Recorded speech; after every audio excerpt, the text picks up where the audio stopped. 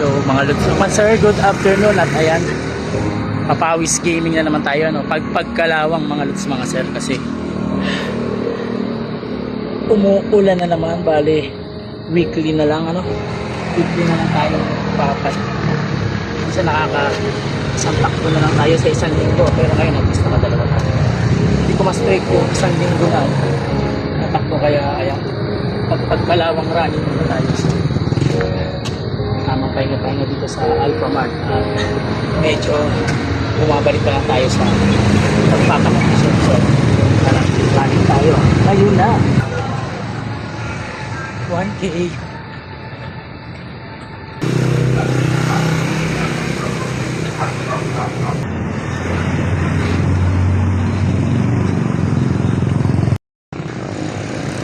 $4K.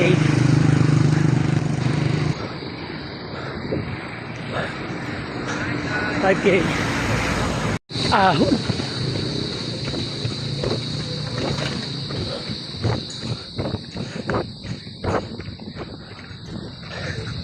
Ayun. Ahon is like mga lots. 6K.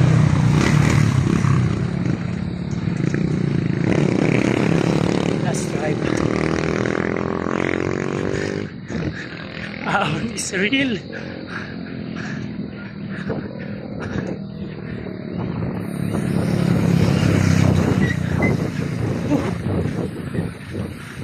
Ahon stripe. So yun mga lods mga sir, tapos ng ating pag-run, ano. Nagpagpag lang muna tayo ng kalawang kasi hindi tayo makapag-practice ng sunod-sunod. So ito yung ginagawa ko pag halimbawa practice ako ng 2 araw tapos pinanatigin na isang linggo. Bali nagwa-warm up run na lang ako para naman hindi may stock ng ating mga muscle at katawan, ano. Pero syempre yung sa smooth pacing lang natin ang gagamitin natin para hindi naman tayo mabigla, ano, kasi mahirap pag yung nag-practice ka tapos natenga ka ng ilang araw talaga. Ang hirap pag-adjust. Maninibago ka talaga. Ayan. Alam niya ng mga co-runner natin ano, natenga ng ilang araw. So hindi naman tayo ganun ka-competitive. Tamang lang tayo. Tamang jogging lang. Ang importante, nag-show up tayo mga lods mga sir.